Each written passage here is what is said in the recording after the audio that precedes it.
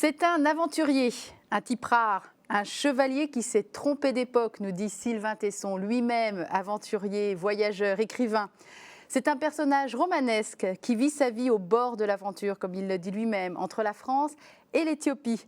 Romancier, réalisateur de documentaires à la télévision, directeur du service des grands reportages au Figaro Magazine, il a œuvré à la création d'LCI, dont il est devenu le rédacteur en chef. C'était également un grand ami d'Hugo Pratt. Sa biographie sur ce grand personnage fait référence et il nous revient aujourd'hui avec une grande saga médiévale dont nous parlerons dans cette émission. Jean-Claude Guilbert, bonjour. Bonjour Emmanuel.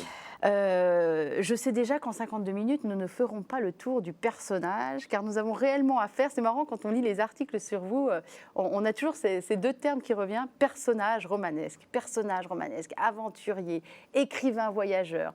C'est des étiquettes bien sûr, mais est-ce que vous vous reconnaissez dans ces étiquettes-là? Pas excessivement, parce que j'aime le secret, donc dès qu'on me désigne et qu'on m'estampille, j'ai un petit mouvement de recul, mais c'est vrai que par commodité d'appréciation sociale, c'est mieux de dire que je suis ça plutôt que parce que ça correspond. Mais vous avez vu que nous, à VIP, on n'a pas suivi la voie de tout le monde. On a marqué écrivain secret sous Jean-Claude Guilbert. Oui, mais ça me va très bien. Ça me va très bien parce que je pense que justement ça manque à beaucoup qui se font les battleurs de foire d'eux-mêmes en permanence. Et je n'ai pas du tout envie d'entrer dans ce jeu. Et je ne me considère pas dans cette situation avec vous, ma chère Emmanuel, aujourd'hui. Alors, on va parler dans quelques minutes de ce premier tome, Le Pèlerin secret, qui fait partie donc d'une saga qui s'appelle Le Royaume d'une seule pierre. On est vraiment dans une saga médiévale, comme je le disais. Avant qu'on en parle, peut-être pour expliquer aussi d'où vient ce livre, oui. On va peut-être raconter un peu qui vous êtes. Je dis bien un peu parce que c'est tellement foisonnant, tellement dense. Je suis frustrée d'avance, je vous le dis. On commence par quoi? On commence peut-être tout simplement par l'enfance. Bien sûr. Peut-être nous dire un petit peu le petit garçon que vous étiez. Allons dans l'ordre chronologique. Je suis né pendant la guerre, je ne vais pas m'inventer un statut de chef de réseau du réseau Baby Relax, parce que je suis né en 1942, mais j'ai des souvenirs. J'ai des souvenirs qui sont un petit peu confus, mais j'ai des souvenirs. Oui, parce qu'en plus, vous êtes né avec quand même une grande grâce, on pourrait appeler ça comme ça, c'est que vous vous souvenez de tout.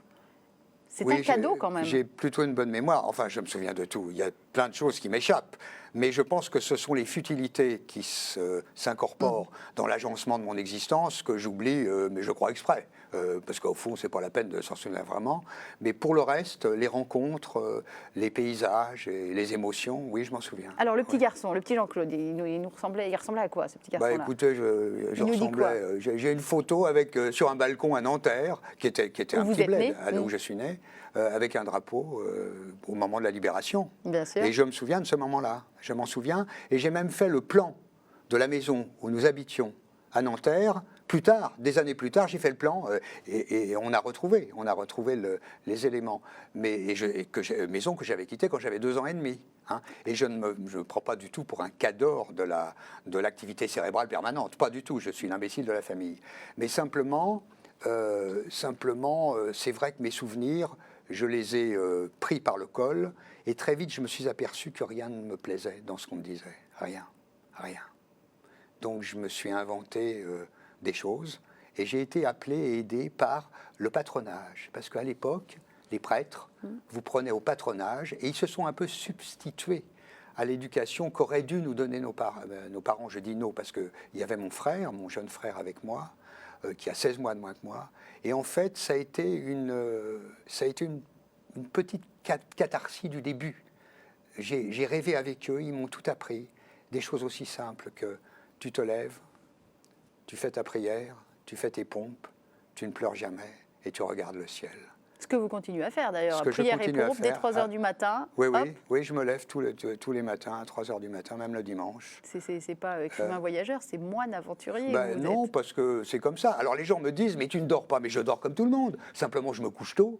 Et quand il m'arrive, ça m'arrive quand même d'aller dîner avec des amis, je me couche un peu tard pour moi. Hein, je fais une sieste sur les cailloux.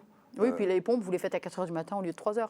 Non, c'est plutôt toujours un peu... Vous faites comment? Vous faites prière et pompe ou pompe et prière ou la prière pendant les pompes? Non, surtout pas la prière pendant les pompes ou le contraire, les pompes pendant la prière, mais j'alterne. C'est-à-dire que je n'ai jamais trouvé ce qui était le mieux. Commencer par la prière ou commencer par les pompes, donc je change.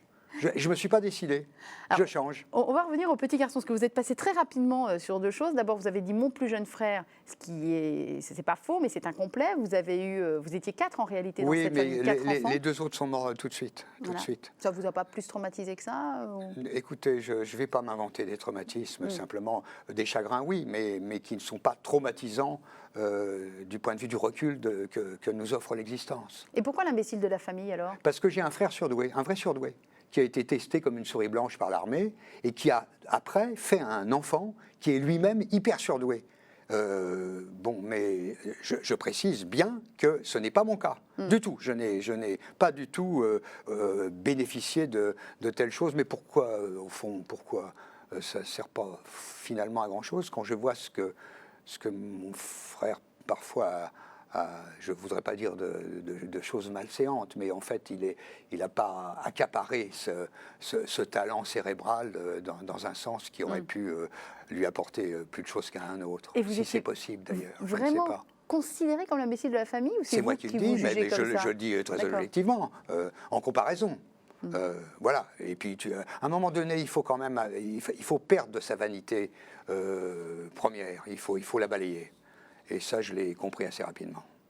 Le petit Jean-Claude, il était déjà un peu écrivain dans l'âme ou oui. Pas du tout. Si, déjà. Non, dans la tête. Mais je remercie Dieu de m'avoir donné cette grâce. Je ne voudrais pas parler comme on le dit souvent de talent ou de choses comme ça, mais cette grâce. C'est-à-dire que j'ai raconté des histoires et j'ai pu très rapidement les mettre sur le papier. J'ai publié mes premiers textes, j'avais 20 ans. Alors vous venez de parler de Dieu, on a parlé de prière et de pompe juste avant. Vous êtes pratiquant, chrétien pratiquant, catholique pratiquant. Oui. C'est une éducation qui est quand même venue de vos parents avant le patronage? Non, c'est vraiment qui est venue du patronage. C'est quand même venu du patronage directement. Hein, et je salue l'âme de ces vieux curés qui ont rejoint le Seigneur il y a des années, qui s'appelait l'abbé Tallois, l'abbé Blanc.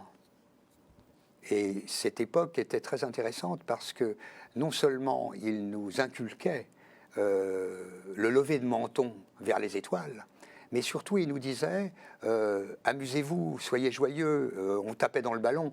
Et à l'époque, ils avaient récupéré, je parle des patronages, ils avaient récupéré dans les stocks de l'armée américaine les films de Buster Keaton, de Chaplin, d'Harold Lloyd.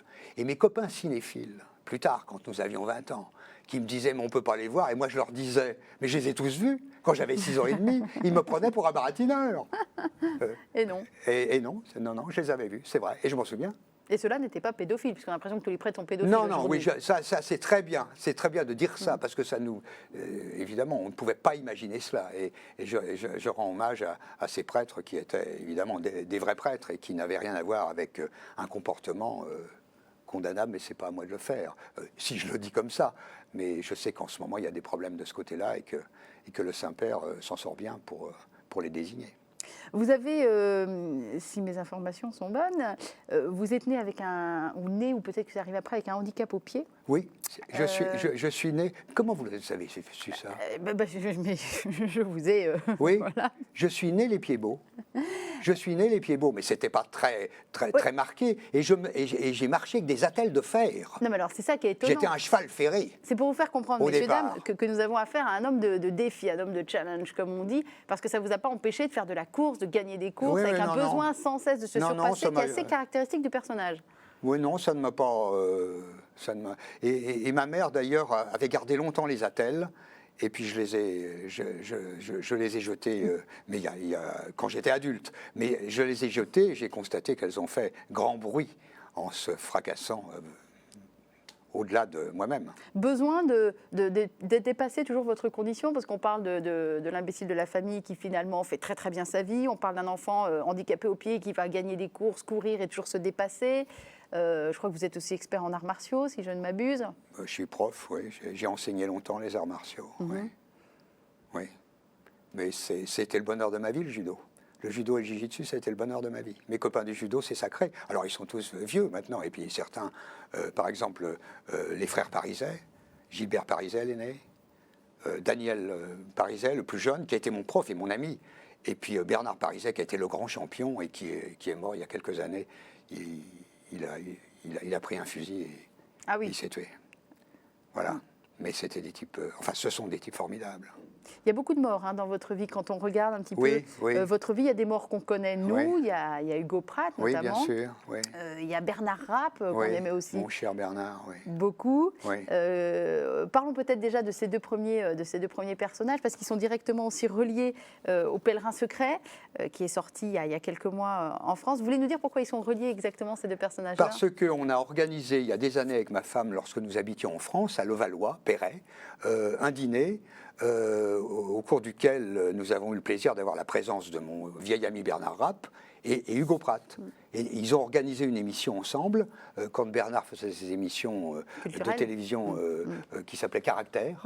Il avait remplacé beaucoup ce que Pivot, mais il était très bon, Bernard. Énormément, il parlait et donc ils se sont très bien entendus. Et ils ont fait une émission bien. Et d'ailleurs, Bernard, après, m'avait dit, c'est bizarre, parce que c'est l'émission qui m'a valu le plus de courriers. Celle avec Pratt. Celle avec Pratt. Alors, on a un excellent journaliste, Bernard Rapp, très humain, très cultivé, très fin. Très drôle, très drôle. Très Bernard, drôle. ouais. C'était mon compagnon de jeunesse, Bernard. Vous étiez connus où? Eh ben, on s'est connus. Lui, il Comme habitait... jeunes journalistes tous les deux?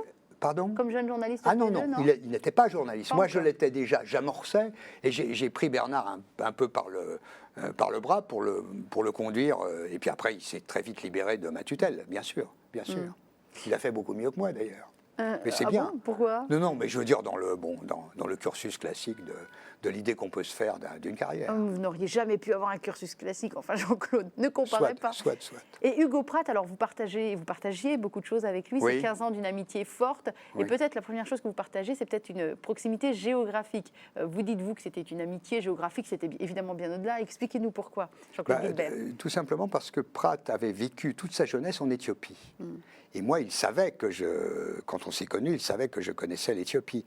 Donc il y a eu une connivence, un croisement. Mais pour raconter Pratt au départ, il habitait à Paris. Je l'ai connu à Paris, Pratt. À l'époque, j'avais une émission de télévision qui s'appelait le Magazine de l'Aventure, donc ça ne m'était pas très difficile de demander au service de presse de Casterman ou le numéro de téléphone de Pratt. Je l'ai appelé, on a pris rendez-vous tout de suite, c'était un dimanche. Et puis il habitait l'île Saint-Louis comme un bateau à quai. Et j'ai vu, il y avait une sonnette, mais moi j'aime pas sonner, donc j'ai donné des coups dans la porte. Et lui, il a entrouvert la porte. Alors j'ai mis le pied, on s'est regardé, on a hésité, mais ça a duré quelques secondes. Et puis après, il y a eu un grand sourire, et puis voilà. Et on s'est jamais quitté. Alors on a dit, on fait un film, on va en Éthiopie. On n'a pas pu tourner en Éthiopie, puisqu'à l'époque, c'était le DERG, c'est-à-dire le régime communiste, des despotes, des petits marquis rouges autour de Mengistu. Donc on a tourné à Djibouti, et les Djiboutiens nous ont vraiment bien aidés. Ils ont été extrêmement amicaux, cordiaux avec nous. Et puis on a fait ce film là-bas, qui s'appelait La Balade, avec 2 L, comme celle de Villon, des pendus, avec Hugo Pratt. Et c'est un film qu'on a scénarisé ensemble et qui a été réalisé par Michel Tournier, mais Michel Tournier, la femme, la réalisatrice. Et il vous a appris quoi, cet homme-là, en 15 ans d'amitié forte, virile? Oui, alors parce qu'à l'issue de ce tournage, il m'a dit, écoute, on s'est bien entendu. Moi, j'étais un peu laconique, je restais comme ça, mais je contrôlais. Et il m'a dit, on s'est bien entendu, mais ce qu'on va faire maintenant, on va passer un pacte. Et chaque année, on va partir ensemble en voyage, mais seul.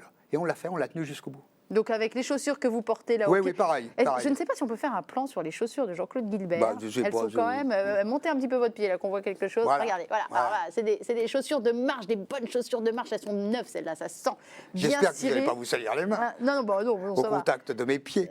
Ça, c'est les chaussures, vous les portez en ville, pendant les réceptions. Si je fais un cocktail, je mets un coup de cirage, et puis autrement, je les lustre avec la poussière de mes pas dans la montagne. Il faut toujours regarder aux chaussures pour savoir qui on a en face de soi. Oui, c'est vrai. C'est vrai. Hein, vous êtes d'accord? Kessel m'avait dit aussi, tu reconnais toujours quelqu'un avec qui tu vas t'entendre de loin et de dos. Et il avait raison. Il disait aussi, n'écoute personne. Il avait aussi raison. Kessel que vous avez connu aussi, parlons-en peut-être. Je l'ai connu à la fin de sa vie, oui, bien sûr. Joseph Kessel. Et à Paris, toujours à Paris. En fait, Paris a été une capitale des rencontres pour moi, qui suis un Parisien au fond. Puisque Nanterre, c'était pas très loin. Et j'ai vécu à la porte de Saint-Cloud après. Et Kessel, vous en avez retenu quoi de ce grand personnage? Écoutez, il était conforme à ses romans dans la manière dont Kessel est conforme, non. Non, mais conforme à ses romans. J'ai pas dit qu'il était en conformité avec l'air du temps. Il était conforme à ce que la lecture de ses livres nous permettait de penser de lui. Et il avait même retourné la peau de lapin en me connaissant, parce que je voulais le connaître depuis longtemps, et ça avait duré. Il se protégeait beaucoup. Et puis quand on s'est vu la première fois, il a fait « Ah, c'est vous ». Il avait retourné le temps. Voilà. C'est très drôle. Ouais. Qu'est celle qui a écrit de vous il y a du courage, de l'originalité et du souffle dans ce que vous écrivez. Ouais. Alors écoutez, on va essayer de tester. Parlons de ce livre. Oui. Le Pèlerin secret, qui est le premier tome, on va expliquer rapidement, le premier tome d'une tétralogie qui s'appelle Le Royaume d'une seule pierre. Est-ce qu'on peut déjà expliquer ce titre un peu mystérieux pour qui n'a pas lu le premier tome ? Le Royaume d'une seule pierre, en fait, c'est la Libella. C'est la deuxième Jérusalem qui a été créée en Éthiopie au moment des croisades. Noire, on va dire. Pardon ? La Jérusalem noire, on va dire. La Jérusalem noire, oui, on l'appelle aussi comme ça, mais c'est une sorte de copie conforme de Jérusalem au sens symbolique. C'est pour ça d'ailleurs qu'ils ont fait le Jourdain, ils ont refait Jérusalem. Et l'aventure de cette cité religieuse est extraordinaire. Elle a été provoquée par un roi qu'on appelle la Libella, du nom du site, mais c'était son nom également, même si au départ il ne s'appelait pas comme ça, mais pour le lecteur, j'ai voulu garder ce nom qui donne non pas à réfléchir, mais qui donne une référence par rapport au site de la Libella. Et je raconte ce qui est devenu aujourd'hui un mythe, c'est-à-dire la Jérusalem noire, dans sa création, dans ses mouvances, dans le combat de la Libella pour qu'il puisse créer et imaginer la nouvelle Jérusalem, à l'occasion d'un pèlerinage qui est effectué par un chevalier, que j'appelle le chevalier Souchet, et qui n'est pas tout seul, hein ? Non, il n'est pas tout seul, il est accompagné, il a des spadassins de larmes avec lui, dont un voyou et puis 3 personnages symboliques que j'appelle les GK, qui viennent de 3 mousquetaires. Oui, j'avais envie de faire ça, j'avais envie d'avoir mes 3 mousquetaires, vous avez complètement raison. Mais j'ai voulu aussi les connoter à la contemporaine, c'est-à-dire que je les appelle les GK, on connaît leur nom, hein, c'est Georgi Skebel et les autres, et Gourkitaï. Mais il y en a un qui est un Mongol, il y en a un qui est un Géorgien et un autre un Éthiopien, tout simplement parce que c'était les endroits mythiques du royaume du prêtre Jean. Le royaume du prêtre Jean, qui est donc ce mythe d'une chrétienté perdue en Afrique et cachée, qui devrait sauver la chrétienté pendant les croisades. Il y a 2 mythes, il y a celui-là puis il y a la quête du Graal. Oui, en fait. c'est les 2 grands mythes de l'Occident médiéval qui se rejoignent. Et c'est en cela que j'espère avoir trouvé mon cheminement romanesque, puisqu'on est en terrain à la fois connu et inconnu, et on est toujours aux frontières de la légende et de l'histoire. Alors, on va vous montrer un objet, messieurs, dames, qui est justement, vous venez de donner ces mots, cheminement romanesque. Si vous voulez bien, Jean-Claude Guilbert, montrez-moi ce grand livre noir qui est à côté de vous, ce livre-journal, comme c'est marqué. Quand on fait une saga, quand on écrit une saga, il faut un petit peu s'y retrouver quand même, entre les personnages, les faits historiques sur lesquels vous appuyez, ce que vous rajoutez vous, évidemment les personnages secondaires, tertiaires, les lieux, les décors, parce que c'est évidemment une écriture très dense, très imagée, enfin on rentre totalement dedans. Moi, pourtant, vous savez ce qu'il m'a demandé ? Il m'a dit, vous êtes rentré dans le roman ? Je me suis dit, mais c'est parce que je suis une fille que je ne peux pas rentrer dedans ? Mais bien sûr, bien sûr. Qu'est-ce que c'est que ça ? Mon Dieu ! Alors ça, ça, ce sont mes pages, parce que j'écris à la main. Ah oui, vous écrivez. J'ai toujours des taches d'encre. J'allais dire à l'ancienne. À l'ancienne, oui, absolument, mais avec une plume, j'écris comme ça. Ça, c'est la page 447. Je vois un gros 447 entouré. Oui, mais cette page-là, ça donne peut-être la page 250 du manuscrit. Oui, bien sûr, bien sûr. Et c'est ma femme, l'Éthiopienne, qui oui, tape. Parce que monsieur est marié avec une Éthiopienne. Dites-nous son nom. Amarech. Amarech. Très joli. Et donc c'est elle qui vous, on va dire comment, qui vous déchiffre. Elle a sa petite pierre de Rosette, elle vous déchiffre. Non, mais elle me comprend très bien, elle est habituée. Et moi, je m'arrange pour que ce soit lisible, mais je pense que vous pouvez même pas me lire mon manuscrit. Oui, à peu près, oui. J'ai 3 écritures. J'ai l'écriture rapide, évidemment, sauf moi, je m'y retrouve, mais personne d'autre. J'ai cette écriture-là, qui est un peu calligraphiée, avec des pâtés. Je ne déchire jamais. Jamais. C'est pour ça qu'il y a toujours ça. D'accord. Mais quand vous dites j'ai 2 écritures, donc cette là, c'est déjà une reprise. Non, j'ai 3 écritures. Et puis après, j'ai une écriture. C'est la première, celle-là, vous avez déjà recopié ce que vous aviez marqué. Non, j'écris. Je choisis mon écriture. Écriture 1, c'est les notes. Écriture 2, c'est le manuscrit. Écriture 3, c'est envoyer un compliment à une personne. Ah oui, donc là, c'est... Il n'y a pas de pâté, là, voilà. On essaie de s'appliquer. Et il y a quoi dans ce classeur ? Je suis très curieux. Il y a mes notes, il y a tout. Voilà, il y a tout. À rajouter. Vous savez que ma saga se passe entre 1177 et 70, c'est-à-dire un petit siècle, sur les 4 volumes. Et à chaque fois, je classe par année les notes, les anecdotes Ce qui est à très l'avance. intéressant. Et j'ai tout écrit déjà. Bah, oui, j'imagine bien, oui. Hein. Mais il faut maintenant que je calligraphie. C'est-à-dire qu'en fait... Troisième écriture. Je vais vous dire, non, vous savez comment je travaille? Je travaille comme ça. Bah oui, c'est pratique d'avoir les bras croisés pour... Je travaille. Et une fois que j'ai travaillé comme ça, je prends mes notes, j'agence tout mon monde et tout ça est fait. Alors, attendez, ça voulait dire que vous êtes dans un fauteuil, vous croisez les bras? Non, je ne suis pas dans un fauteuil, je suis souvent debout. Oui. En plus, oui, parce qu'il faut quand même que je raconte aux téléspectateurs qu'initialement, vous ne vouliez pas faire cette émission dans des fauteuils confortables, vous auriez préféré être assis par terre, parce que le confort, ça ne vous plaît pas trop. Non, c'est pas ça. Vous aimez l'austérité, vous avez une certaine... Je n'aime pas le mélange des genres, et on mélange la tranquillité avec le confort. Ça n'a rien à voir. Moi, j'aime être tranquille, mais je préfère être sur une planche à clous tranquille que d'être embêté et vautré sur des coussins. Donc, on reprend notre fil. Donc, vous êtes installé peu importe où, debout, vous êtes en train de réfléchir. Oui, et une fois que tout ça est... Vous me flattez en disant réfléchir. Je ne suis même pas sûr que ce soit une réflexion. Oui. C'est simplement l'agencement d'idées. Et ensuite, je prends les notes avec ma première écriture, et puis j'organise mon schéma narratif à travers des chapitres. Et tous les chapitres sont prêts. C'est-à-dire qu'aujourd'hui, j'ai une bibliothèque dans laquelle j'ai inséré des chemises qui représentent à chaque fois un chapitre. Et si vous me demandez qu'est-ce qu'il y a dans le chapitre 23 du 4e tome, en 10 secondes, je vous le sors et je vous raconte. Et de temps en temps, il y a un petit bout qui est déjà écrit, qui est prêt. Et je me suis payé le petit luxe, mais ça c'était normal, d'écrire déjà la fin de ma saga. Et je n'y toucherai pas. Elle est écrite, elle est prête. Elle est prête, mais je vous dis, je ne vais pas vous la lire, ça ne serait pas bien. Bah non. Hein, c'est un peu comme un pas envie de savoir, polar historique. Alors on y reviendra à cette saga. Peut-être que vous avez noté qu'en plateau, nous avons un objet qui n'est pas très commun dans cette émission. Est-ce que vous voulez bien vous saisir de cette arme, puisque c'en est une?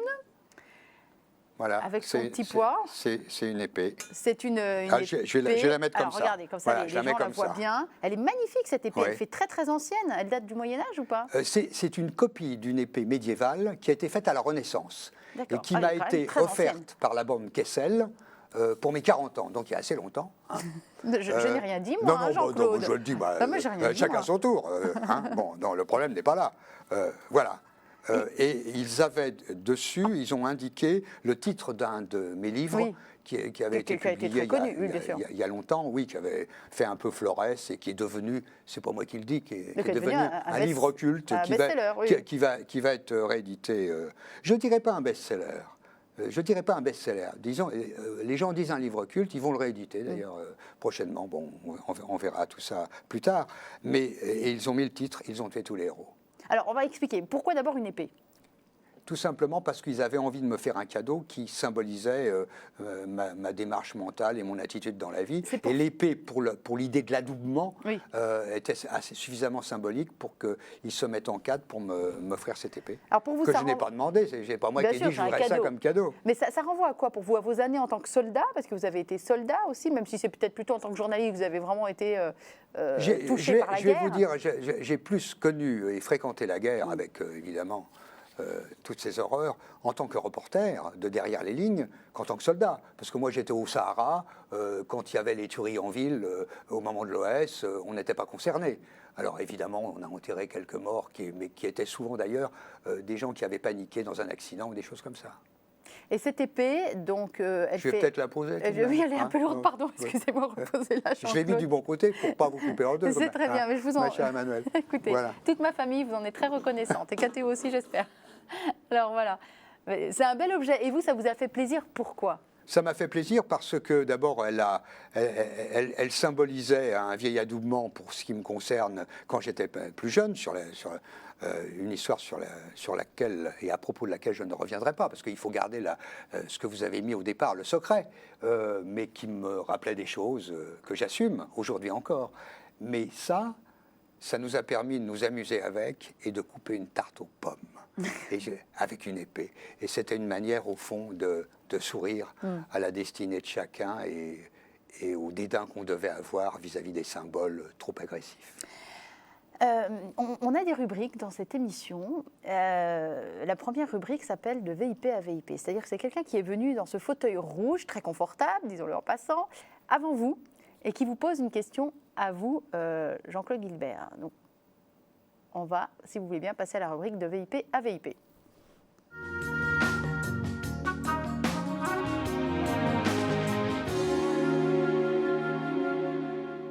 très exceptionnellement, on ne l'a pas enregistré, parce que d'habitude, la personne parle elle-même, mais vous allez vite comprendre pourquoi on ne l'a pas enregistré.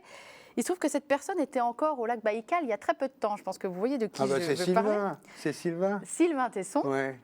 Voilà, un ami commun qui me dit, c'est à lui qu'on doit cette phrase que j'ai citée en introduction, que vous êtes un type rare, un chevalier qui s'est trompé d'époque.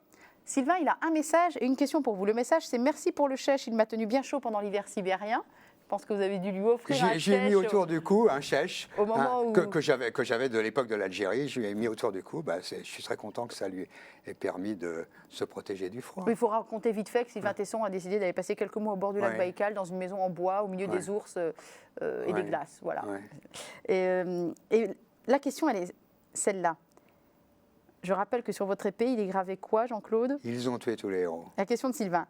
Est-ce vrai qu'ils ont tué tous nos héros? N'y a-t-il pas d'espoir pour les hommes qui aiment s'agenouiller, écouter le murmure des pierres et se relever, l'épée sur l'épaule, pour continuer la route dans les pas de la Horde? Ah, il fait allusion à un livre que j'ai écrit qui s'appelait... Oui, mais je le remercie, ce cher Sylvain. Mais j'aime ce mec, c'est vraiment un vrai type. Et en plus, on a 2 générations d'écart. Moi, j'ai très bien connu son père, Philippe Tesson. Qu'on a eu également la joie d'avoir ici. Quand j'étais à combat. Et Sylvain, je l'ai vu dans un berceau, comme Romulus.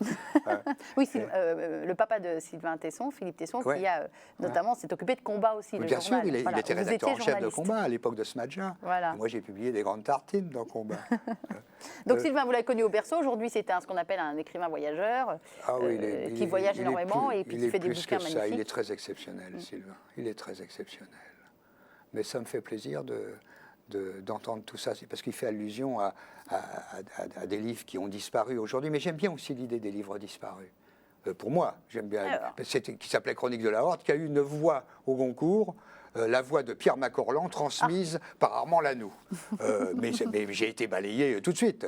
Je n'ai même pas passé les premières sélections. Mais ça m'avait valu d'être invité régulièrement chez Drouan avec les membres du jury Goncourt. D'ailleurs, j'ai appris récemment, ces jours-ci, la mort de Bernard Clavel. Et je l'avais connu à ce moment-là, avec Michel Tournier, avec toute la bande du Goncourt. Puisque vous en parlez, moi je suis entrée en littérature grâce à Bernard Clavel, que j'ai lu au collège, et j'ai pleuré quand j'ai appris sa mort, que j'avais eu l'occasion d'interviewer aussi. Voilà, hommage à Bernard Clavel, parce que franchement c'est mérité, je trouve que les gens, on n'en parle pas assez dans les médias. Oui, mais mes 2 mentors dans cette histoire étaient Armand Lanoux et Pierre Macorlan. C'était eux. Pierre Macorlan qui a dit de ce que vous écrivez est très bien, vous avez trouvé l'entrée du port. Si ça, c'est pas joli comme compliment pour un écrivain. Oui, c'était mes premiers textes. Si vous voulez, j'ai eu je dis pas un drame, mais il y avait une petite confusion entre ma personne et mes écrits. C'est-à-dire que quand j'étais à l'armée, j'avais la gueule de l'affiche, et je le dis en me moquant de moi-même. Et quand j'ai écrit, j'avait la tête qui fallait. Donc, à la limite, il balayait très vite du regard mes textes, il trouvait une petite phrase alléchante, et il me publiait tout de suite. Parce que j'exprimais pour eux, au fond, une certaine idée qui se faisait du jeune écrivain. Et je ne suis pas sûr que ce soit, au fond, très bien pour moi. Je le dis avec le recul que me permet la vie.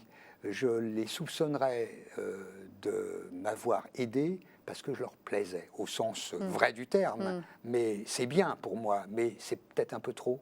Et peut-être que je ne méritais pas cet excès de connivence avec eux et cet excès de grandeur dans le compliment. Alors, est-ce que vous voulez bien quand même répondre à Sylvain Tesson? Est-ce vrai qu'ils ont tué tous nos héros? N'y a-t-il pas d'espoir pour les hommes qui aiment s'agenouiller, écouter le murmure des pierres et se relever l'épée sur l'épaule pour continuer la route dans les pas de la Horde? Je vais dire à mon cher Sylvain que je lui glisserai à l'oreille, oui, il y a de l'espoir. Il y a de l'espoir. Bien sûr. Ils n'ont pas tué tous les héros. Mais non, bien sûr que non. Il se renouvelle et il en fait partie, lui. Il en fait partie. Il en fait partie. Bien. On était en train de parler d'écrivains. Il y en a un qu'on n'a pas encore... il y a une personne qu'on n'a pas encore citée et dont pourtant le livre trône ici sur cette table, c'est Louis Pauwels. Est-ce que vous pouvez nous rappeler peut-être pour les plus jeunes qui c'était et pourquoi il compte autant pour vous? Louis Pauwels a écrit un livre, a coécrit un livre avec Jacques Bergier qui s'appelait Le Matin des magiciens, qui a été une bombe éditoriale extraordinaire, qui s'est vendue à plusieurs millions d'exemplaires. Dans quelles années? Dans les années, je vais vous dire, dans les années 60 et quelques. 60 et quelques. Je dis et quelques parce que je vais me tromper dans l'année. À l'issue de quoi, ou à la fin de quoi, ils ont eu l'idée de créer la revue Planète, qui était également un succès incroyable. Je me souviens qu'à l'époque, là c'était dans les années 60 aussi, et quelques, un petit peu plus tard, Edgar Morin a fait à la une du Monde pendant une semaine une série de papiers sur l'interrogation qu'il posait à la société française. Pourquoi un tel phénomène et un tel succès? Avec même le côté un peu pernicieux de la critique également. Et Planète a été une magnifique aventure éditoriale. Et moi, j'ai connu à cette époque, j'avais publié mes premiers textes, Pauwels, qui m'a proposé de prendre la rédaction en chef de Planète juste après 68, après le chambardement que nous avons connu. Moi, je revenais du Tchad, et puis j'ai vu ça... sous la plage, sous les pavés la plage et tout. Mais moi, je ne trouvais pas ça très... Bon, ça me semblait être une mascarade. J'étais d'ailleurs un des rares à me gausser de cette affaire. Vous étiez un peu décalé. Et j'étais un peu décalé, mais en même temps, il faut prendre en compte et en charge tout ce qui se produit, même si vous le regardez, vous, différemment. Mais ça existe. Et alors Pauwels. Et Pauwels m'a proposé, il a fait de moi un jeune rédacteur en chef, et ça a été la chance de ma vie, parce que ça m'a permis de rencontrer Hirohito au Japon, comme MacArthur, tout de même, on n'est pas très nombreux. Ça m'a permis aussi d'aller prendre mon thé à Londres avec Arthur Koestler, de fréquenter des prix Nobel à Thiers-Larigot, de croiser dans un couloir Borges et Miller. J'aurais pu devenir ami avec eux, mais j'avais une sorte de vanité excessive, où je me réclamais d'une solitude et d'un dégagement, pour ne pas dire d'un dédain, et je ne l'ai pas provoqué. J'aurais pu m'installer dans des amitiés. Ça sonne comme un regret quand même. Mais bien sûr, bien sûr. Je vais même vous raconter une histoire dont j'ai honte. Moretti m'a proposé dans les années 70 d'aller passer un réveillon chez Picasso. Et bien, vous savez ce que j'ai répondu? Moi, j'ai autre chose à faire que d'aller passer mon réveillon chez Picasso, alors que je n'avais rien. Et en plus, j'ai dû rester tout seul, parce que j'adorais être seul. Là, on a juste envie de vous égorger un peu. Là, non, mais moi-même, je suis prêt à vous prêter main forte sur cette attitude sociale qui a été longtemps une manière de me comporter et qui n'était pas bien, je le reconnais. Mais c'est comme ça. C'est comme ça. Et alors, vous êtes venu avec un livre de Pauwels. Oui. Alors, je vais le sortir, qui s'appelle Les Dernières Chaînes, qui est un livre magnifique. C'est un livre qu'il a dicté parce qu'à la fin de sa vie, il ne pouvait plus écrire. Mais c'est son livre, bien sûr. Il a dicté à vous? Je ne le dirai pas, c'est une bande d'amis. C'est une bande d'amis. Alors évidemment, la bande d'amis, ça fait un peu abstrait, mais restons dans l'abstraction. Écrivain secret, on a marqué sous votre nom. Je respecte jusqu'au bout. Non, je vais vous répondre. C'est pas moi. D'accord. Non, pas. Parce que de fait, on va croire que c'est vous. Exactement. Donc je dis, c'est pas moi. C'est pas moi. Voilà. Donc, il écrit Les Dernières Chaînes. J'étais dans la mouvance, mais ce n'est pas moi qui étais là. Très bien. Et ce cher Louis, je l'ai revu, évidemment, juste avant de le voir, après, lorsqu'il était dans son sarcophage, chez lui, au Ménil-le-Roi. Et il m'a beaucoup apporté. Il a désampoulé mon style. Il m'a donné une liberté. Il m'a permis de... D'ailleurs, quand j'étais rédacteur en chef de Planète à l'époque, les gens ne croyaient pas que c'était moi. Ils croyaient que j'étais le fils j'avais pas du tout le... Il se faisait une autre idée de quelqu'un qui... Parce que c'était une revue qui avait 6 éditions étrangères. Donc je passais de l'une à l'autre. Pour une fois, vous n'aviez pas la tête de l'emploi. Je n'avais pas du tout la tête de l'emploi, exactement. Exact, c'est très bien ce que vous venez de me dire. Je n'avais pas, et en plus, je ne méritais certainement pas cette confiance parce que lui, il était dans autre chose à l'époque, et cette confiance m'a permis évidemment d'avoir une chance incroyable de connivence sociale à l'échelle planétaire, bien sûr, sans jeu de mots avec le titre de Planète. Vous vouliez nous en lire une page éventuellement? Je vais vous lire. Alors, je sais que c'est la page 79. C'est que vous savez que Mitterrand. Oui. Et lui était, en quelque sorte, ennemi idéologique. D'accord. Bon. Et ils se sont retrouvés, juste avant de mourir, l'un et l'autre. Et je vais vous lire un passage. Il faut peut-être que je l'écourte un peu. Je vous situe le contexte. Et il parle de Mitterrand. Cet homme voulait à tout prix séduire et impressionner. Il y réussissait plutôt bien. C'était un Casanova et un Kurnowski de l'esprit. Sa gourmandise intellectuelle était immense. Nous arpentions ainsi un territoire commun. Il avait également une culture incroyable en matière de textes religieux et de littérature sacrée. On parle de Mitterrand, là. Ce voltairien était fasciné par Pascal. Ce disciple de Jaurès et de Blum portait au nu Chardonne et Drieux-La Rochelle. Au fond, il avait un côté vieux notable radical et provincial raffiné de la Troisième République. Il se complaisait dans les antinomies et les ambivalences. Il était moins de gauche que contre la droite. Les contraires l'excitaient, les affrontements l'exaltaient. Il aimait à provoquer, surtout au sein de son propre camp. Parmi toutes ces zones d'ombre, il y avait quelques hauts lieux de clarté, à l'image de Solutré ou de Vézelay. Mitterrand n'était pas un censeur. Il n'a jamais interdit aucune opposition, si injurieuse fût-elle. Je crois même qu'il s'en délectait secrètement. À peu près tout nous séparait et nous divisait, à commencer par ses origines bourgeoises et mon enfance prolétaire, c'est Pauwels qui parle, mais nous pouvions nous rejoindre dans ce respect de la liberté d'expression. Nous partagions aussi des enthousiasmes littéraires et d'entêtantes interrogations métaphysiques. Cela dit, je ne changerai pas une ligne de mes éditoriaux du Figaro Magazine, seulement, au-delà des polémiques et des légitimes divergences, la paix de l'âme n'a aucune couleur politique, elle n'appartient à aucun parti, à aucune église, à aucune idéologie. C'est formidable cette distance de Pauwels. De Pauwels, oui. Et puis même Mitterrand désigné de cette façon, c'est magnifique. Oui, c'est étonnant. C'est étonnant. C'est inattendu. Alors il y a des très beaux passages, mais j'ai choisi celui-là parce qu'il est symbolique. Oui. Il est symbolique, puis il met en scène quand même deux personnages. Voilà. Une lecture recommandée par Jean-Claude Guibert. Oui, je le montre. Hein, Les dernières chaînes, je édition du Rocher, Louis Pauwels, voilà, vous le montrez très bien. Il y a quelqu'un dont on n'a pas encore beaucoup parlé dans cette émission, et ce serait quand même fort dommage, c'est la Vierge Marie. Oui, bien sûr. La Vierge Marie a deux titres. D'abord parce qu'elle est omniprésente dans Le Pèlerin secret, puisqu'en fait votre héros est guidé par elle. Bien sûr, ce sont des apparitions de la Vierge qui lui montrent le chemin. Voilà, le pape lui a confié une mission. Je ne me suis pas dégonflé. Hein. Ah bah go, hein. Ouais. Donc c'est la Vierge qui le guide, donc elle est très très présente. Et en fait, vous nous parlez un peu de vous là aussi, parce que sans dire que ce chevalier c'est vous, mais vous aussi, la Vierge est extrêmement présente dans votre vie aussi. Alors je ne sais pas si elle vous apparaît tous les matins. Non, je ne voudrais pas me montrer discourtois avec le ciel et m'inventer des apparitions, ce n'est pas vrai. Mais simplement, j'ai une connivence avec l'espérance que la Sainte Mère de Dieu nous octroie, et j'ai voulu aller jusqu'au bout de cette connivence personnelle, mais que je partage avec beaucoup de gens, heureusement, y compris d'ailleurs des personnes qui ne sont pas forcément chrétiennes ni même catholiques. Et je la fais apparaître là pour lui montrer ce pèlerinage qui au fond va conduire mon chevalier avec ses spadassins de l'âme sur les combats les plus difficiles entre le bien et le mal, jusqu'à Arthur et jusqu'à la Libella, le prêtre Jean. Et je pense que là, avec ma petite Vierge, j'ai le sentiment d'être accompagné, et je le dis ouvertement, je ne voudrais pas gémir le compliment vis-à-vis de la Mère de Dieu, mais je trouve qu'elle est suffisamment présente pour que je puisse, moi, de mon côté, mettre ma peau sur la table. Et donc, elle vous accompagne dans votre vie. Est-ce que cet amour de la Vierge, par exemple, vous le partagez en famille aussi? Est-ce que c'est quelque chose qu'on arrive à faire passer à ses enfants? Vous avez 3 enfants. Est-ce que finalement, ça reste quelque chose de très personnel? Non, on leur fait... bon, évidemment, il y a des brusqueries dans mon attitude. Ma femme sait parfaitement parler en tant que mère à ses enfants de tout cela. Évidemment, on les prend par le col pour les tirer à la messe, mais ça se passe de mieux en mieux.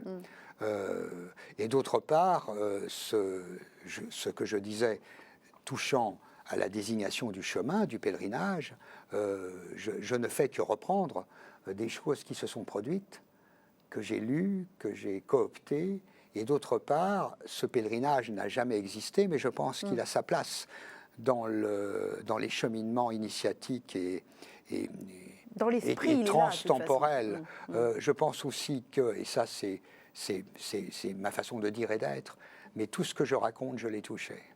C'est ma petite fierté, et c'est aussi mon statut d'auteur par rapport au lecteur, parce que je pense qu'il y a une trinité par le livre, entre l'auteur, le lecteur et le livre lui-même, qui s'incarne.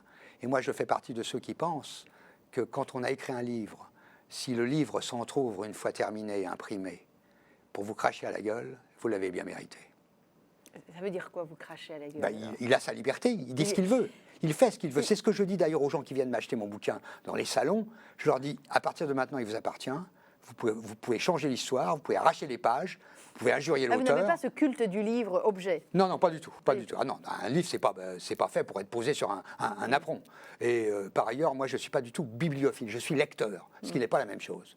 Des livres de prix, je J'arrache la page si j'ai besoin de la plier et de la mettre dans ma poche. Alors évidemment, ça fait hurler les bibliophiles, mais je n'en fais pas partie.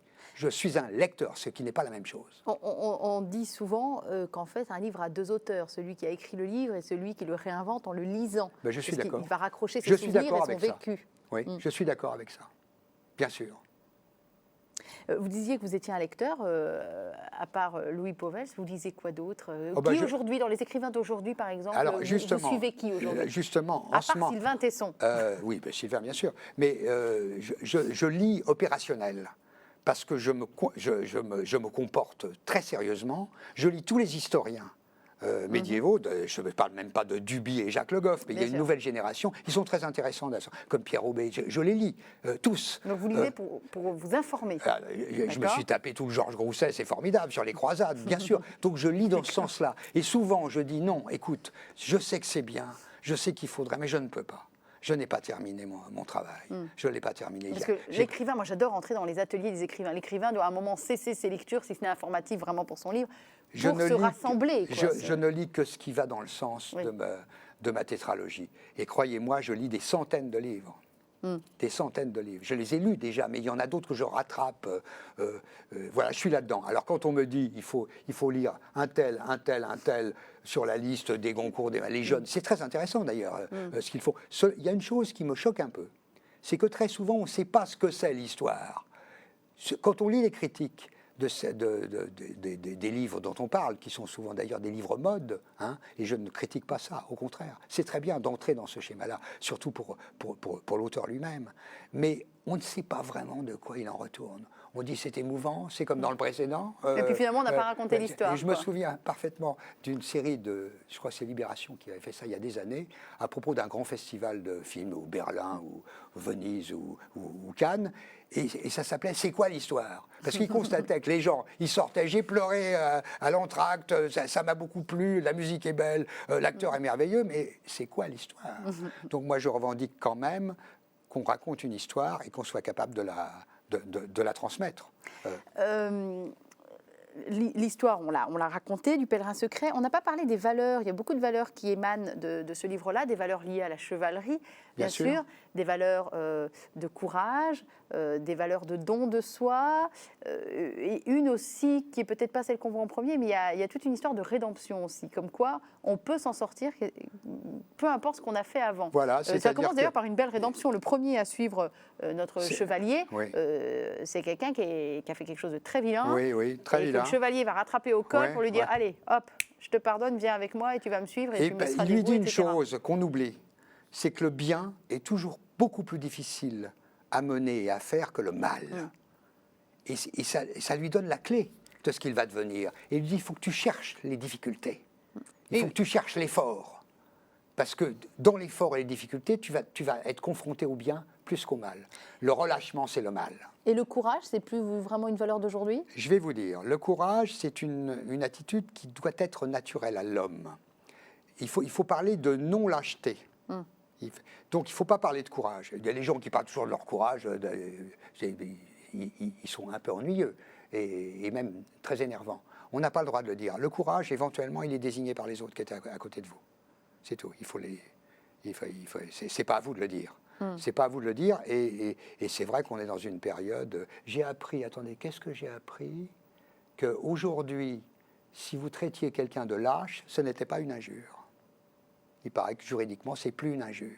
Vous vous rendez compte de la déliquescence morale des choses. D'ailleurs, on vient de s'apercevoir maintenant que la criminalité et la délinquance n'étaient pas fatalement liées au statut social des personnes. C'est-à-dire qu'on pensait que plus les pays avaient leurs pauvres, plus les pauvres étaient tentés par le vol, le larcin ou le crime. Eh bien, pas du tout. C'est pas vrai.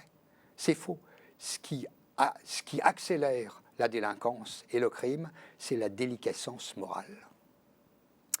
Alors, nous allons terminer cette émission par un questionnaire. Il s'agit du questionnaire inattendu. Ce sont une série de questions qui partent un petit peu dans tous les sens, mais je pense que vous aurez absolument l'à-propos pour y répondre. C'est l'heure du questionnaire inattendu. Jean-Claude Guilbert.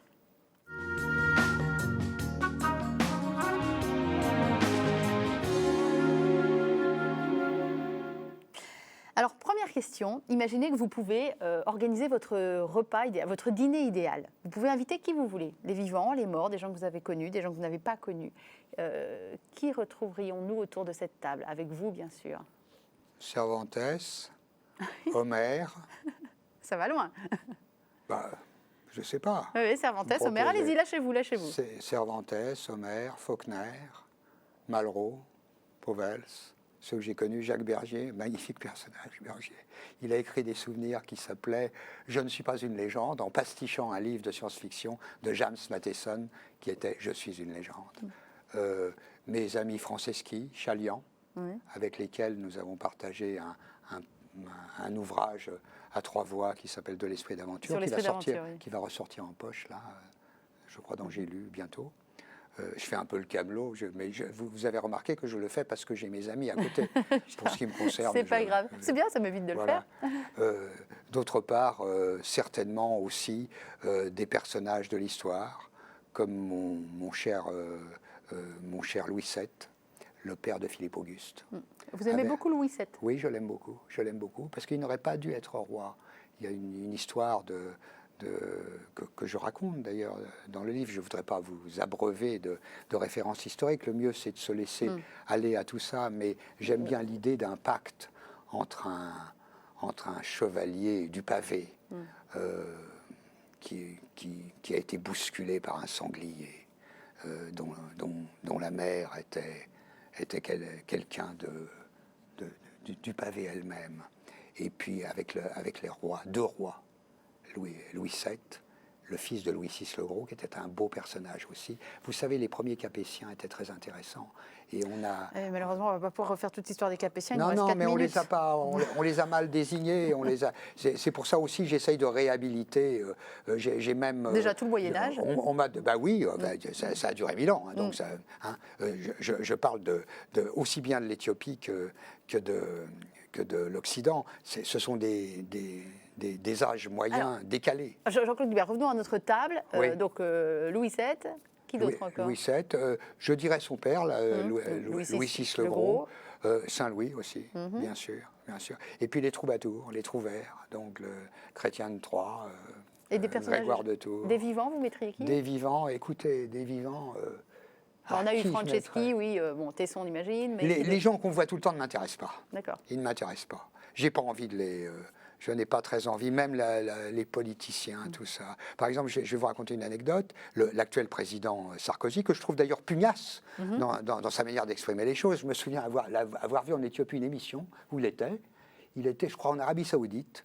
Il était en train d'expliquer à une bande de Saoudiens, un peu replets, qui étaient un peu comme qui le regardaient comme ça, un peu, pas de travers, mais comme ça. Un peu en dessous, et lui, il était en train de leur expliquer que les hommes, depuis toujours, ont regardé le ciel pour chercher Dieu. Alors les autres étaient un peu piteux, et Dieu sait s'ils le représentent eux-mêmes. Mais j'avais aimé cette image où le type, il leur donnait pas la leçon d'ailleurs, mais il avait une détermination pour parler de ça, et moi je trouve que c'est pas mal. Bon, alors je sais qu'il est extrêmement critiqué en ce moment, moi je le connais pas, j'ai jamais vu, je cherchais, et je le mets pas dans le dîner, évidemment, je le mets pas dans le dîner. Mais j'ai pas envie de participer à la lalie commune. Voilà. Si vous pouviez être plus que vous, qui ou que seriez-vous? J'aimerais être quelqu'un dans un coin qui fait un travail ou d'orfèvre ou de menuisier. J'aimerais être ça, quelqu'un qui va jusqu'au bout d'un métier avec ses mains. Avec la notion de la beauté très présente quand même. Oui, mais surtout l'utilité. Moi, j'adore les outils, par exemple. Je trouve un marteau, c'est génial. Mais c'est vrai. Un type qui se tape avec un marteau sur les doigts en plantant un clou, on a envie de lui botter le cul. Voilà. Tellement un marteau, tout. Un pied à coulisses. Alors, je ne vais pas vous dire j'aimerais être un pied à coulisses. On me remonterait la molette là pour que je mesure les choses. Mais j'aimerais bien être dans mon coin. J'aurais aimé être peintre aussi, ça m'aurait plu, mais j'étais pas doué. Et comment, si vous pouviez choisir, comment aimeriez-vous partir? Enfin, comment aimeriez-vous mourir, si vraiment on vous laissait choisir? Écoutez, je crois que je finirais dans une bagarre de rue. Mais ça ne me gêne pas. Je demande à Dieu de ne pas mourir dans mon lit, mais c'est lui qui décide. Au combat, toujours. C'est pas un combat. Non, une bagarre de rue, c'est pas un combat. Mais quelque chose me dit que ça se passera comme ça. Quel est le Je ne le cherche pas, hein, mais bon. J'ai bien compris. Et quel est le plus joli mot? Alors, je ne vais pas vous faire le coup de aimer, partager. Le plus joli mot, c'est peut-être toujours. Toujours. On s'aime pour toujours. On se reverra quoi qu'il arrive et on pensera à l'autre toujours. On fait un pacte pour toujours? On fait un pacte, oui. Je dirais toujours. Je n'ai pas préparé mon coup, mais je reste dessus. C'est toujours. un très joli mot. Qu'est-ce que je vous souhaite, Jean-Claude Guilbert, pour la suite de votre existence, en tant qu'écrivain, en tant qu'homme, en tant que père, en tant qu'ami? Écoutez, si vous pouviez faire quelque chose dans ce sens-là, par votre souhait, par votre vœu, ce serait que ma famille puisse aller jusqu'au bout de son cheminement sans s'écarter des idées que je me fais de la rectitude morale d'une personne. Et je n'ai pas trop d'inquiétude, mais si ça peut être conforté. Et d'autre part aussi me permettre de voir ma fille qui va avoir bientôt 8 ans, de se marier. Ça me plairait bien de faire le vieux père en costume du dimanche. On l'embrasse, Loulite, la perle des perles. Et ben, on vous souhaite ça, toujours. Merci Jean-Claude Guilbert. Merci à Au vous, revoir. Emmanuel.